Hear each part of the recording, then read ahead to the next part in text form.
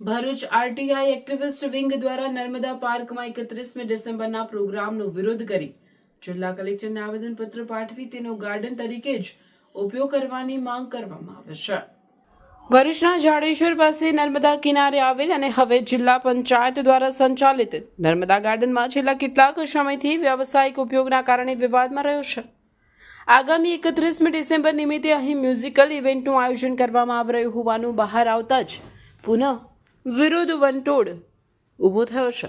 Bharuch RTI activist wing દ્વારા જિલ્લા કલેક્ટરને આ અંગે લેખિતમાં રજૂઆત કરવામાં આવી છે, જેમાં જણાવાયું છે કે પાવન નર્મદા તટે આવેલ નર્મદા પાર્કમાં હાલમાં લગ્ન પ્રસંગનું આયોજન કરાયું હતું, તેમજ હવે 31મી ડિસેમ્બરની પણ વ્યાવસાયિક ઉજવણી કરવામાં આવનાર છે, જે માટેની તજવીજ હાથ ધરાઈ હોય। આવા આયોજન લોકો તેમજ તંત્ર માટે સારી વાત નથી। લોકોના રૂપિયાથી નર્મદા ગાર્ડન બનાવવામાં આવ્યા બાદ આ રીતે તેનો ઉપયોગ થાય તે સામે વિરોધ છે, જેને બંધ રખાવી જવાબદારો સામે કાર્યવાહીની પણ માંગ કરવામાં આવી છે। રજૂઆત કરવામાં આરટીઆઈ એક્ટિવિસ્ટ વિંગના રાજુ પંડિત, ધવલ કનોજિયા, વિનોદ કરાડે, જસવંત ગોહિલ ઉપસ્થિત રહ્યા હતા।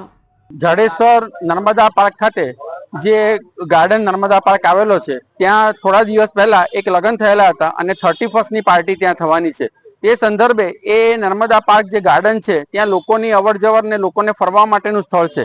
હાલ એ જે જગ્યા છે એ જિલ્લા પંચાયતને સરકાર દ્વારા સોંપવામાં આવી છે એની દેખરેખ, અને એનું ટેન્ડરિંગ જે થયેલું હતું તે ટેન્ડર દ્વારા એ પાર્ક એમને આપવામાં આવ્યો છે। પણ જ્યારે ટેન્ડર થયેલું હતું ત્યારે એ લગ્ન પ્રસંગો, આવી કોઈ મ્યુઝિકલ નાઇટ અને એ બધી પ્રવૃત્તિઓ કરવાની છૂટ આપવામાં આવેલ નથી, જે ફેબ્રુઆરી 2025 ની અંદર એવી બધી છૂટ આપેલી છે। અમારી સરકારશ્રીને વિનંતી છે કે આ પબ્લિક ગાર્ડન છે જે રાત્રે 10 વાગે બંધ થઈ જતો હોય છે, આ ગાર્ડન જે આવેલો છે નર્મદા કિનારે આવેલો છે અને તેનું ઐતિહાસિક મહત્વ પણ છે। તો આવી બધી પ્રવૃત્તિઓ જો ત્યાં થશે તો એ સરકાર માટે યોગ્ય નથી અને લોકો માટે પણ યોગ્ય નથી। સરકાર કરોડો રૂપિયાનો ખર્ચો કરીને ગાર્ડન બનાવે છે અને જો આવી ઇવેન્ટ માટે જ આપવું હોય તો જ્યારે એનું ટેન્ડરિંગ થતું હોય ત્યારે એ ટેન્ડર પ્રક્રિયા વખતે જ આ બધી વસ્તુ ક્લિયર કરવી જોઈએ। આ અધ વચ્ચેથી જે ટેન્ડરો ફેરવીને આ બધી પ્રવૃત્તિઓની છૂટ આપી છે એ ખરેખર ખોટી છે।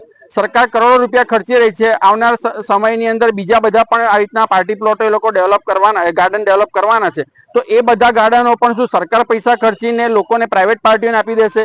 તો આ બધું જે થઈ રહ્યું છે તેનો અમે વિરોધ કરીએ છીએ અને આ જગ્યાનો ઉપયોગ ફક્ત ગાર્ડન તરીકે થવો જોઈએ, પબ્લિકના ફરવા તરીકે જ થવો જોઈએ। અસ્તુ, ભારત માતા કી જય।